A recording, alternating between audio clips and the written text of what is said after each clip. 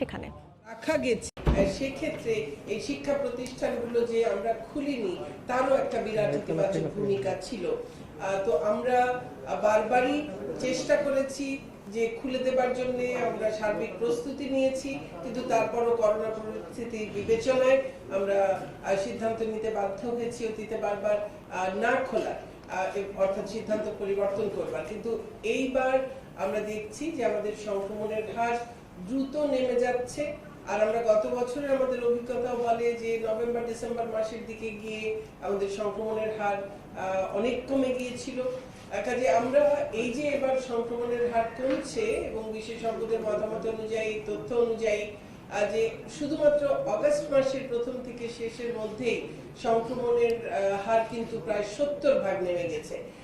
এবং এখন যে একটি অবস্থা বিরাজ করছে তার পাশাপাশি আমাদের টিকাদান কার্যক্রম যেভাবে বিপুল গতিতে চলছে এবং টিকার যে অ্যাভেলেবিলিটি, তার প্রাপ্তি যে সরকার নিশ্চিত করেছে আলহামদুলিল্লাহ, তার সমস্ত কিছুর অবস্থা বিবেচনায় আমরা যে সিদ্ধান্ত নিয়েছি সেটি হলো যে এই আমাদের প্রাথমিক, মাধ্যমিক এবং উচ্চ মাধ্যমিক পর্যায়ে সকল শিক্ষা প্রতিষ্ঠান, সকল ধরনের শিক্ষা প্রতিষ্ঠান আমরা ইনশাআল্লাহ এই 12ই সেপ্টেম্বর 2021 থেকে আমরা শ্রেণীকক্ষে পাঠদান শুরু করব ইনশাআল্লাহ। এটি আমাদের আজকের এই সিদ্ধান্ত।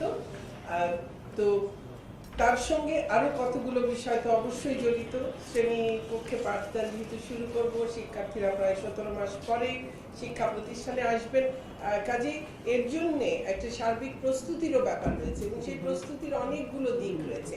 একটা হচ্ছে শিক্ষা প্রতিষ্ঠানগুলোর তৈরি থাকার কথা, সেটি তো আমরা তৈরি করছি এবং তৈরি অবস্থায় তারা আছে। যেখানে যেখানে ছোটখাটো কিছু প্রস্তুতির ব্যাপার আছে সেটাও এই আগামী 9 তারিখের আগেই সব সম্পন্ন হয়ে যাবে। অর্থাৎ 9 তারিখে আমাদের একেবারে তৃণমূল পর্যায়ে, মাঠ পর্যায়ে আমাদের কর্মকর্তাগণ তারা প্রতিটি শিক্ষা প্রতিষ্ঠান সেটি তারা দেখবেন যে একদম শিক্ষা প্রতিষ্ঠানে পাঠদান শুরু করবার, শ্রেণীকক্ষে পাঠদান শুরু করবার জন্য সম্পূর্ণ তৈরি আছে, এই বিষয়টি তারা নিশ্চিত করবেন।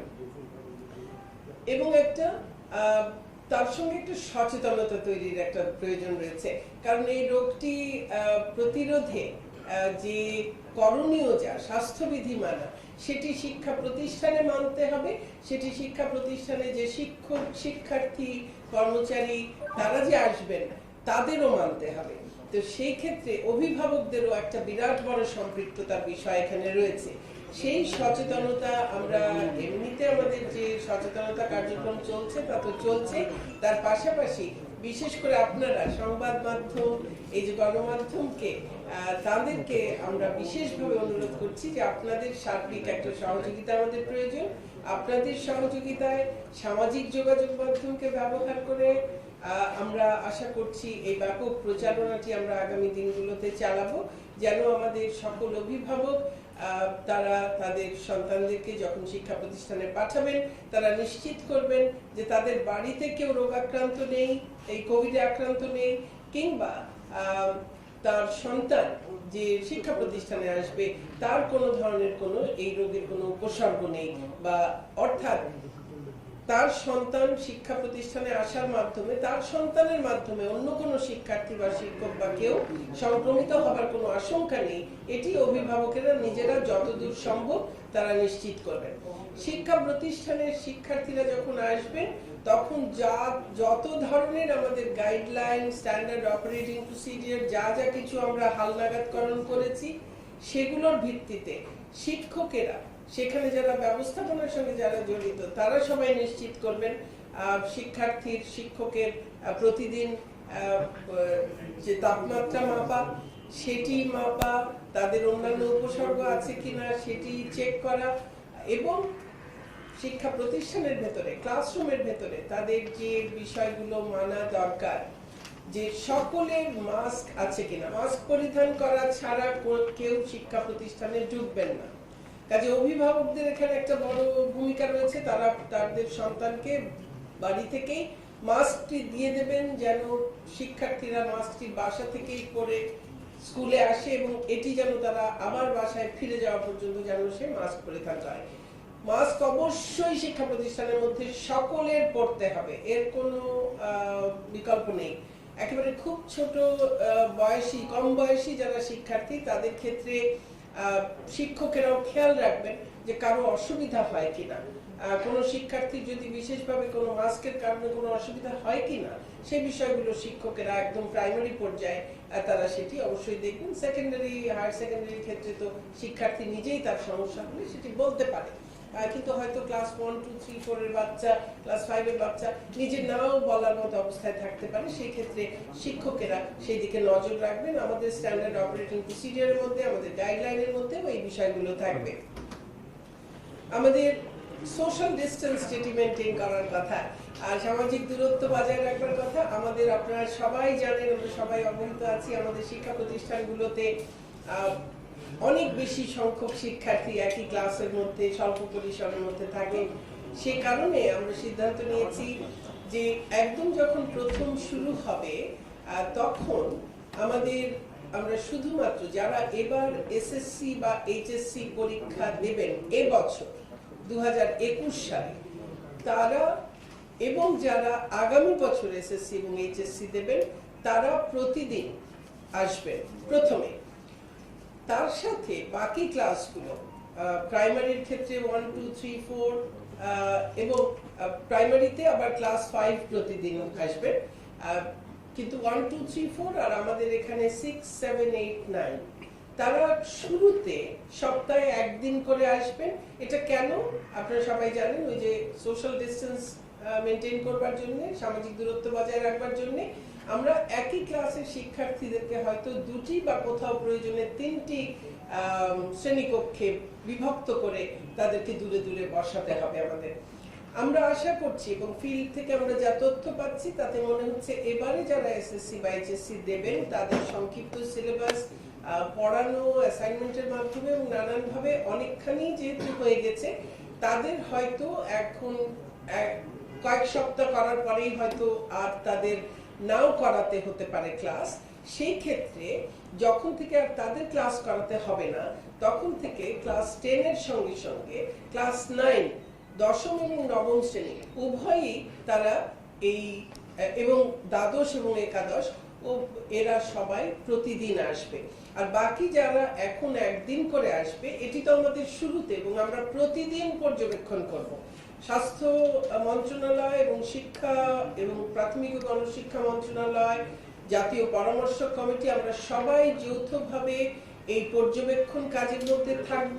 আমরা দেখব, সার্ভেইলেন্স করব যে কিভাবে আমাদের এই পরিস্থিতিটা এগিয়ে যাচ্ছে। যদি দেখি যে কোথাও কোনো সমস্যা হচ্ছে না, আল্লাহর রহমতে সবকিছু ঠিকমতো চলছে, তাহলে ইনশাআল্লাহ আমরা আমাদের যারা অন্যান্য ক্লাস যারা একদিন করে আসছে ক্রমাগত পর্যায়ক্রমে সেই সংখ্যাটা, দিনের সংখ্যা যেমন বৃদ্ধি করা হবে, একদিন থেকে তারা হয়তো সপ্তাহে 2 দিন আসবেন, তারপর 3 দিন আসবেন, এরকম করে একেবারে স্বাভাবিক অবস্থায় ফিরিয়ে নিয়ে যাব। ঠিক একইভাবে আমাদের প্রথমে আমরা যখন ক্লাস শুরু করব সেই সময় 12ই সেপ্টেম্বর থেকে ইনশাআল্লাহ, তখন যেহেতু 17 মাস তারা ক্লাসে ছিল না, একদম এসেই প্রথম দিন 8 ঘন্টা পুরো সময় ক্লাস করবে, সেটা না করে আমরা এইটাও একটু পর্যবেক্ষণ করে দেখব।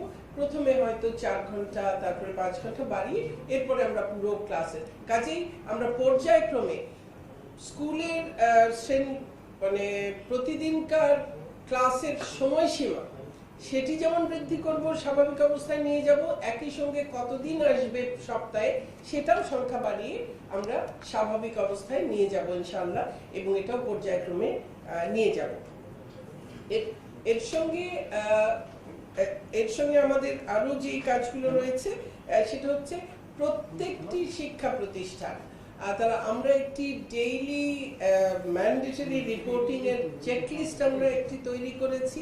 প্রত্যেক শিক্ষা প্রতিষ্ঠান প্রতিদিন অনলাইনে আমাদেরকে সেই চেকলিস্ট পূরণ করে আমাদেরকে পাঠাবেন, তার মধ্য দিয়ে আমাদের একটা সার্ভেইলেন্স চলবে। এছাড়াও আমরা পর্যায়ক্রমে সারা দেশেই র্যান্ডম স্যাম্পলিং এর মাধ্যমে, বিশেষ করে যেসব জেলায় আরটিপিসিআর ল্যাব আছে সেখানে আমরা কিছু কিছু স্যাম্পল টেস্ট করে আমরা দেখব যে অবস্থাটা কি রকম চলছে। কোথাও যদি আমরা কখনো মনে করি যে সংক্রমণ বারবার কোনো সম্ভাবনা আছে শিক্ষা প্রতিষ্ঠান খোলা থাকার কারণে, সেখানে আমরা সাথে সাথে আমরা প্রয়োজনীয় ব্যবস্থা নেব। এমনকি যদি স্থানীয় পর্যায়ে কোনো নির্দিষ্ট শিক্ষা প্রতিষ্ঠান এই কারণে বন্ধ করে দেওয়ার প্রয়োজন হয়, আমরা সেই সিদ্ধান্ত আমরা তখন অবস্থা বিবেচনায় আমরা সেই সিদ্ধান্ত নেব। কারণ কোনোভাবেই আমরা শিক্ষার্থী, শিক্ষক, অভিভাবকদের স্বাস্থ্য সুরক্ষার বিষয়টিকে অবহেলা করবার আমাদের কোনো সুযোগ নেই। তার সাথে আমরা আমাদের যে ভেতরে ঢোকা এবং বের হওয়া, সাধারণত দেখা যায় সেখানে একটা জটলা হয়, সেই জায়গায় যেন সবাই কিউ করে, অর্থাৎ সারি বেঁধে যেন ঢোকে, সেই অবস্থাটা নিশ্চিত করা। আমাদের উপকরণ যা প্রয়োজন, হাত ধোবার জন্য, স্যানিটাইজ করবার জন্য, তাপমাত্রা মাপার জন্য, সেগুলো সকল শিক্ষা প্রতিষ্ঠানে সেগুলো ব্যবস্থা করা, সেগুলো আমাদের আছে। আর শিক্ষক, অভিভাবক তাদের মধ্যে নিয়মিত যোগাযোগ, যেন কোথাও তথ্য নিয়ে সমস্যা না হয়। কোথাও, এর আগেই বলেছি, কারো যদি কোনো উপসর্গ থাকে বা বাড়িতে কারো উপসর্গ থাকে, সেই ক্ষেত্রে শিক্ষার্থী যেন বিদ্যালয়ে না আসে, সেটাও নিশ্চিত করা। আমাদের অ্যাসেম্বলি হবে না কোথাও। অ্যাসেম্বলি মানে যেখানে আমাদের সকালবেলা একটা সমাবেশ হয়, সেই সমাবেশটি আপাতত কোথাও হবে না যতক্ষণ পর্যন্ত আমরা স্বাভাবিক অবস্থায় ফিরে যেতে না পারি। কিন্তু আমাদের ফিজিক্যাল অ্যাক্টিভিটি বা খেলাধুলা, সেইগুলো এই স্বল্প পরিসরে কম সংখ্যক শিক্ষার্থী নিয়ে শিক্ষকদের তত্ত্বাবধানে, সেইগুলো আমাদের নির্দেশনা অনুযায়ী সেগুলো হবে, যেন শিক্ষার্থীরা শারীরিক এবং মানসিক উভয়ভাবেই যেন তারা একটা ভালো অবস্থানে থাকতে পারেন। আর আমাদের বিশ্ববিদ্যালয়ের ব্যাপারে যেটি রয়েছে সেটি হলো যে, আপনারা জানেন বিশ্ববিদ্যালয়ের সকল পাবলিক বিশ্ববিদ্যালয়ের উপাচার্য মহোদয়ের সঙ্গে আমরা একটি সভা করেছিলাম গত মাসের শেষে, এবং সেখানে সিদ্ধান্ত হয়েছিল যে বিশ্ববিদ্যালয়ের শিক্ষার্থী, সকল আবাসিক শিক্ষার্থীর বেশিরভাগকে আমরা এখন পর্যন্ত টিকা দিতে পেরেছি। যারা অনাবাসিক তাদেরকে দেওয়া শুরু হয়েছে, এবং যাদের এনআইডি আছে তাদের তো সমস্যা নেই, যাদের এনআইডি নেই তাদেরও দেওয়ার ব্যাপারে এখন ব্যবস্থা হচ্ছে।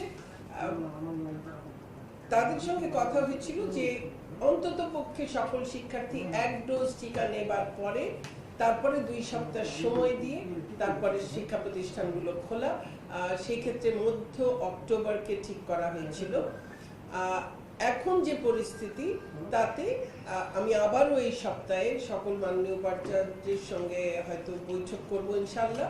সেখানে অবস্থা আবার পর্যবেক্ষণ করে যদি তারা সিদ্ধান্ত নেন যে তারা অক্টোবরের আগেই খুলে দেবার জন্য তারা প্রস্তুত আছেন, যেহেতু বিশ্ববিদ্যালয়গুলোর সিদ্ধান্ত বিশ্ববিদ্যালয় সিন্ডিকেট এবং তাদের একাডেমিক কাউন্সিল নিয়ে থাকে, কাজেই এই সিদ্ধান্ত তারা নেবেন, কিন্তু আমরা তাদের সঙ্গে আবার একটি বৈঠক করব।